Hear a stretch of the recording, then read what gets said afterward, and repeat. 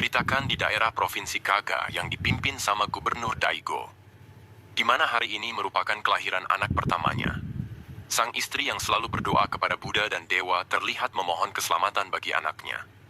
Kemudian kita dibawa flashback di mana Daigo hendak pergi ke aula neraka. Setelah dirinya berjalan cukup jauh, akhirnya sampai juga di tempat tujuan. Di dalam sendiri sudah ada biksu tua. Biksu itu bilang pasti Daigo datang ke sini karena telah membuat keputusan untuk meninggalkan Buddha sertakan Dewa demi memilih iblis. Meski tekad Daigo ini akan sulit dicegah, biksu tua ini tetap menasehati agar Daigo jangan memilih jalan kejahatan. Kalau Daigo tetap melakukannya, maka dia akan masuk neraka. Daigo pun menjawab kalau hidupnya sudah kaya di neraka meski menyembah Buddha. Sekarang Daigo sudah tidak percaya lagi sama adanya Buddha dan Dewa. Saat itu biksu tua ini langsung ditebas sama Daigo. Daigo sudah tidak peduli lagi. Yang dia inginkan adalah kemakmuran. Meski biksu ini sudah sekarat, namun dia tetap menasehati Daigo agar tidak mengambil jalan yang salah, namun tetap Daigo tak peduli. Setelah itu, Daigo melakukan ritual penyembahan pada 12 iblis. Daigo cerita kalau daerah yang dia pimpin telah mengalami musibah berkepanjangan, hingga rakyatnya jatuh miskin dan hidup sengsara. Jika ini terus berlanjut, maka impiannya menjadi penguasa yang tersohor hanyalah angan-angan belaka. Maka dari itu, dia ingin membuat perjanjian sama 12 iblis. Dia rela memberikan apapun asalkan daerah yang dia pimpin selalu makmur dan tanahnya subur. Tiba-tiba sebuah petir yang sangat besar menyambar di depannya. Kening Daigo pun sampai terluka dibuatnya. Kemudian kita kali ke istri Daigo yang masih berjuang melahirkan. Setelah cukup lama berusaha, akhirnya anak yang didambakan lahir juga. Tak lama kemudian sebuah petir menyambar di ruangan tersebut. Daigo pun terkejut dan segera memeriksa ruangan istrinya melahirkan. Melihat anaknya telah lahir, Daigo sangat senang sebab telah memiliki pewaris. Namun ketika Daigo melihat anaknya, tak disangka banyak bagian tubuhnya yang hilang. Mulai dari mata, kulit, tangan, kaki, telinga, dan masih banyak lagi. Daigo lalu ingat pasti ini semua ulah 12 iblis yang meminta tumbal atas keinginan dirinya. Bukannya merasa sedih, Daigo malah senang sebab persekutuannya sama iblis telah berhasil. Hal itu membuat semua yang ada di sana menjadi bingung. Daigo lalu memberikan anak itu kepada dukun beranak, di mana Daigo memeluk istrinya sambil berterima kasih telah melahirkan anak itu. Melihat anaknya dibawa pergi, istrinya pun tak rela. Namun Daigo menjelaskan kalau dia tak akan bisa bertahan lama dengan kondisi seperti itu. Meski begitu, istrinya tak peduli, biarkan dia mati dalam pelukannya. Daigo sendiri tak akan membiarkan hal itu terjadi. Yang pasti, istrinya nanti bakal disuruh mengandung lagi. Sebab anak selanjutnya bakal menjadi pewaris sesungguhnya. Saat itu Daigo melihat patung Buddha yang kepalanya terlepas. Pembantunya pun bilang, kata dukun beranak tadi, patung Buddha itu menyelamatkan anak tadi saat adanya petir. Di tempat aula neraka sendiri, 12 iblis menikmati persembahan yang diberikan Daigo. Di sisi lain, dukun beranak tadi membawa anak Daigo ke dekat danau. Dia tak tahu apa yang sudah terjadi sama anak ini, benar-benar kasihan. Saat anak itu mau ditenggelamkan di danau, anak itu terlihat ingin hidup. Nenek ini lalu menaruhnya di sebuah perahu kecil. Nenek ini hanya bisa berdoa semoga anak itu bisa bertahan hidup, entah bagaimana caranya. Tiba-tiba nenek ini diserang sama iblis dan langsung dimakan hidup-hidup. Saat itu muncul biksu tua yang membawa alat musik dan melihat serangan iblis tadi pakai matanya yang buta. Ketika iblis itu hendak menyerang, biksu ini langsung membunuhnya pakai pedang kecil. Biksu ini juga melihat ada tanda kehidupan di atas perahu yang berjalan, di mana kehidupan itu telah dikutuk. Perahu yang dinaiki anak itu sendiri terus berjalan entah kemana. Semenjak Daigo menumbalkan anaknya sendiri. Sekarang daerah kekuasaannya mulai mengalami kesuburan dan akan terus membaik. Namun para penduduknya tak ada yang tahu kalau kemakmuran yang mereka rasakan dilandasi pengorbanan seorang bayi yang tidak berdosa. 16 tahun kemudian, di setiap daerah selalu terjadi peperangan dan banyak korban berjatuhan. Akibatnya nyawa manusia seperti tak ada harganya dibanding bebatuan di atas tanah. Saat itu ada seorang lelaki yang selalu memasangkan tubuh palsu ke setiap mayat. Biksu yang melihatnya pun tanya, apakah dia selalu memasang tubuh palsu kepada setiap orang yang gugur? Biksu ini memuji tindakan Jukai yang sangat mulia. Namun Jukai tidak merasa seperti yang biksu ini bilang. Meski begitu, biksu ini yakin Buddha dan Dewa pasti menyukai perbuatannya. Di tempat lain terlihat seorang pemuda yang sedang berjalan sendirian. Tak jauh dari tempatnya ada sebuah desa kecil, di mana bocah bernama Dororo lagi menjual barang-barang pada penduduk desa. Dororo terus menawarkan barangnya agar cepat laku. Bahkan dia memberikan diskon ikan kering bagi siapa saja yang membeli barangnya. Saat itu muncul pria besar yang mengenali Dororo. Ternyata semua barang yang dijual Dororo adalah milik pria ini. Dororo sendiri telah mencuri semua barang ini saat dia berpura-pura menjadi penjaga barang. Teman-teman pria ini sudah tahu cara licik Dororo. Bukannya takut, Dororo malah bilang apa buktinya kalau semua barang ini adalah milik mereka. Pria ini pun menjadi kesal dan akan menghajar Dororo karena sudah main-main dengannya. Untungnya Dororo bisa kabur setelah melemparkan guci ke wajah pria tadi. Di seberang sungai seorang anak yang bersama ibunya sedang melihat Dororo dikejar. Karena meleng anak ini hampir jatuh, untungnya berhasil diselamatkan sama pemuda asing. Setelah ibunya mengucapkan terima kasih, anak ini malah tanya sama ibunya apakah mau ada festival. Soalnya kakak yang menolongnya tadi memakai topeng. Orang-orang yang mengejar Dororo terlihat masuk ke sebuah geng. Taunya kepala pria ini malah dilempari kotoran sama Dororo. Pria ini pun makin marah karena tindakan Dororo sudah kelewat batas. Setelah Dororo melakukan itu, dia mencuci tangannya di sungai. Tak lama kemudian datanglah seekor anak anjing yang kelaparan. Dororo sebenarnya tak tega dan ingin memberikan ikan kering miliknya. Tapi jika Dororo melakukannya, maka anak anjing ini tak mungkin bisa hidup mandiri. Tiba-tiba pria tadi menangkap anak anjing tersebut. Sebagai ganti atas tindakan Dororo tadi, anak anjing ini akan dihajar. Dororo yang tidak terpaksa menyerahkan dirinya. Alhasil Dororo dihajar habis-habisan sama pria tadi dan teman-temannya. Di sini Dororo masih melawan dengan melemparkan baru. Ya jelas mereka makin marah dan menghajarnya lagi. Setelah puas mereka menyuruh Dororo agar segera pergi dari desa ini. Namun Dororo menolak dan malah melemparkan baru hingga membuat mata pria tadi buta. Karena kesabarannya telah habis, Dororo akan dibunuh sama pria ini dengan cara ditenggelamkan. Pria ini meminta temannya untuk menggambilkan tali untuk mengikat Dororo. Namun temannya seketika terdiam saat melihat seorang pemuda berdiri di atas jembatan. Mereka heran kenapa wajah pemuda itu memakai topeng. Pria picak lalu menjelaskan, jika tindakannya ini karena ulah Dororo sendiri. Padahal pemuda tadi tidak sedang melihat ke arah mereka. Dororo yang melihatnya sadar betul jika yang dilihatnya ada di belakang mereka.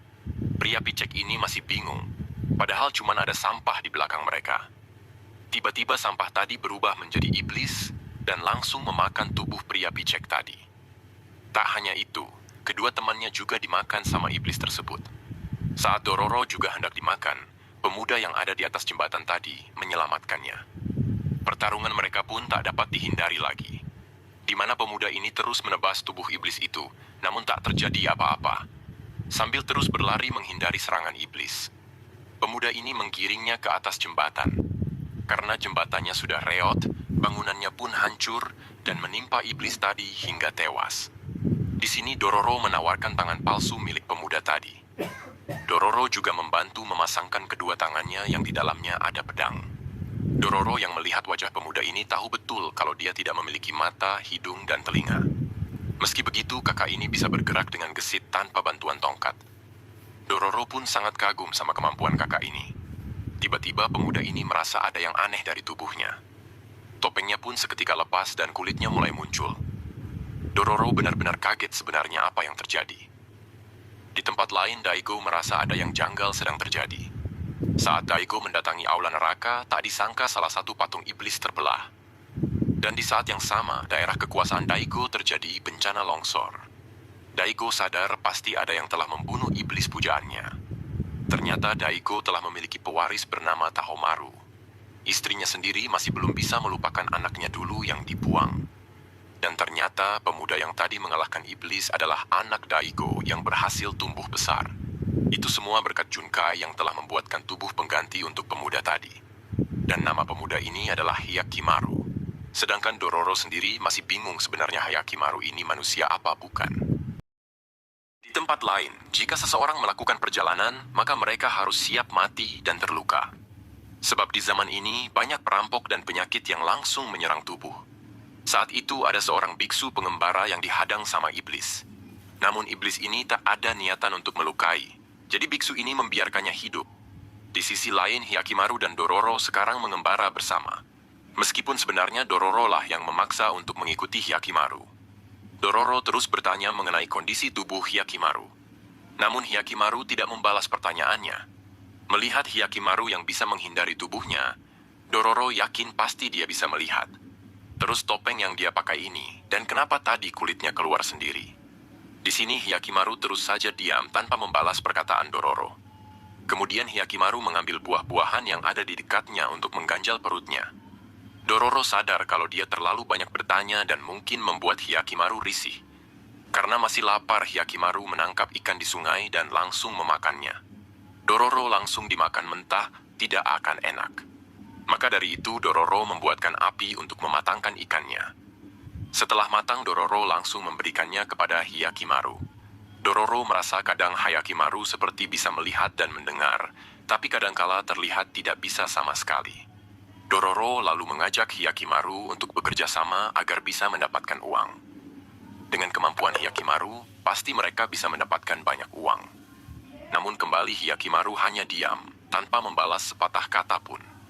Perlu diketahui kalau Hyakimaru hanya bisa melihat warna tubuh manusia. Jika warnanya merah, maka makhluk tersebut berbahaya. Karena warna tubuh Dororo abu-abu, makanya Hyakimaru membiarkan dia karena tak dianggap berbahaya. Selain itu, Hyakimaru juga memiliki indera yang sangat peka layaknya manusia super. Di sini Dororo juga meminta jatah ikan karena dia yang membuatkan api. Setelah kenyang, mereka akan istirahat.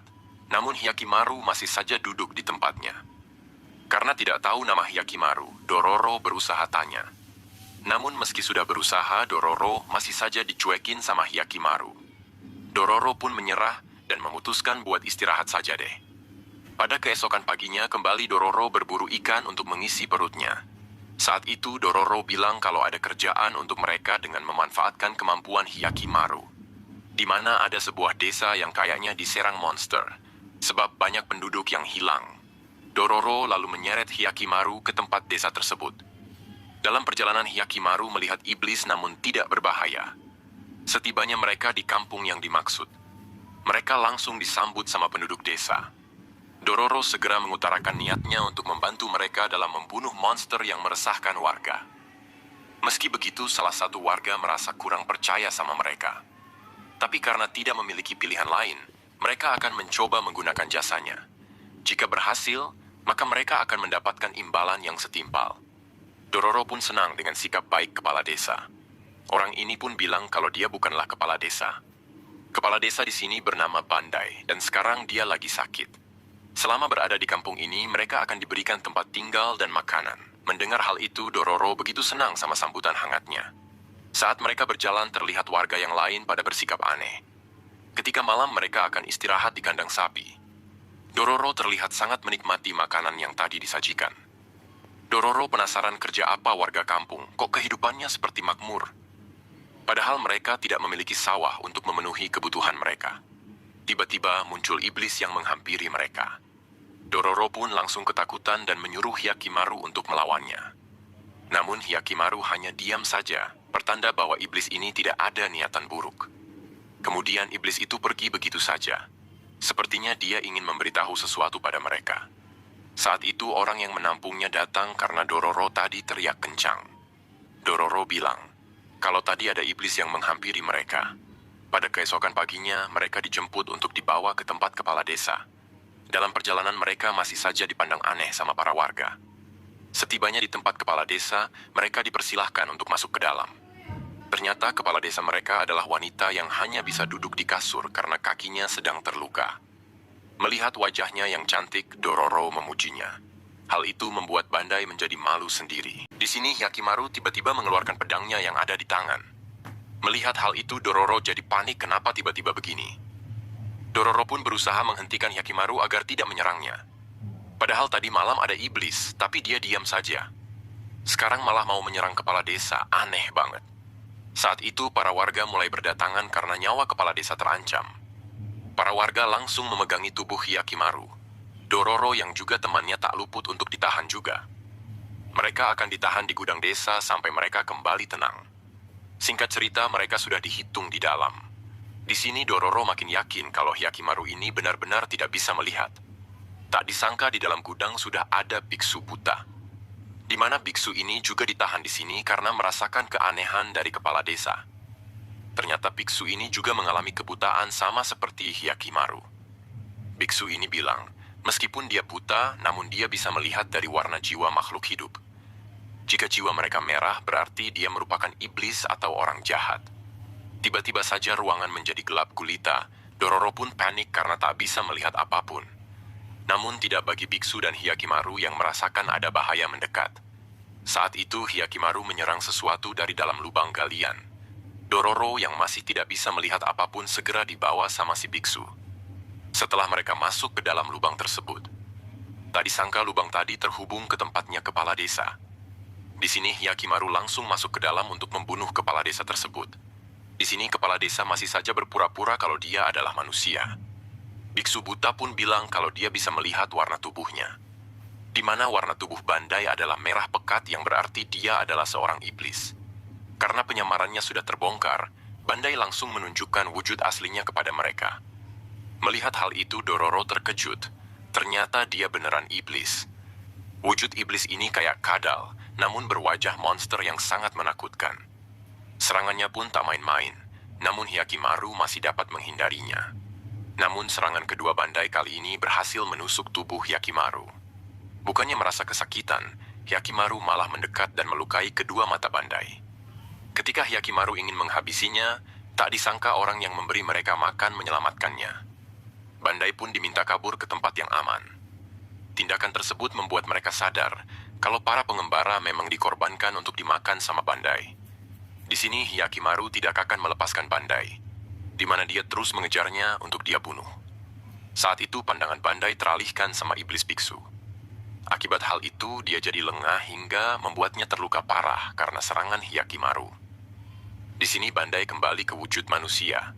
Bandai lalu ingat kalau Hyakimaru ini adalah anak yang pernah dikorbankan ayahnya. Ternyata Bandai ini merupakan salah satu iblis yang mengambil tubuh Hyakimaru.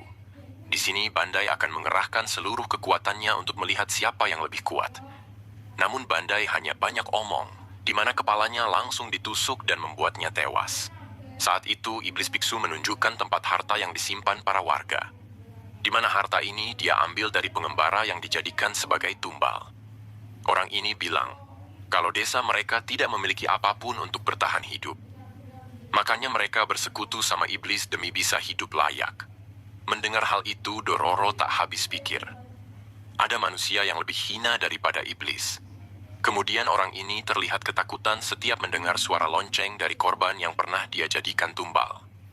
Setelah semua selesai, mereka akan kembali melanjutkan petualangan. Dororo pun meminta maaf pada Hyakimaru karena telah mengatakan sesuatu yang buruk. Padahal dia lebih bisa melihat daripada dirinya. Dororo melihat wajah Bandai tadi seperti ibunya, makanya dia memujinya cantik. Saat itu Hyakimaru berdiri di depan Dororo. Tiba-tiba Hyakimaru memegang wajah Dororo hingga membuatnya salah tingkat. Kemudian Hyakimaru menulis sesuatu di atas tanah. Karena Dororo tak bisa baca, dia meminta tolong sama si biksu. Saat dibaca, ternyata dia menuliskan namanya Hyakimaru. Biksu ini pun baru ingat kalau Hyakimaru ini pernah dia lihat saat masih kecil di atas perahu. Biksu ini tak menyangka kalau akan dapat bertemu lagi. Di tempat lain, Dainggo diberitahu sama bawahannya kalau desa tetangga ingin menyerah wilayah mereka.